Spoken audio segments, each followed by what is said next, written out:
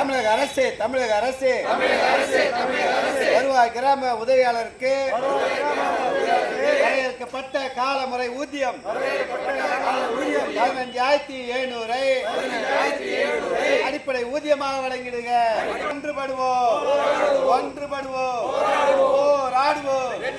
தோற்றதில்லை தொழிற்சங்கம் தோற்றதில்லை தொழிற்சங்கம் தோற்றதாக ஒன்றுபடுவோம் போராடுவோம். வெற்றி கிட்டும் வரை வருவாய் கிராம உதவியாளர் சங்கம். மாநிலம் தழுவிய ஆர்ப்பாட்டம் வட்டாட்சியர் அலுவலகம் முன்பு ஆர்ப்பாட்டம். இது ஆர்ப்பாட்டம் வட்ட தலைநகரங்களிலும் வட்டாட்சியர் அலுவலகங்களிலும் ஆர்ப்பாட்டம். இது ஆர்ப்பாட்டம் அரசாணை 625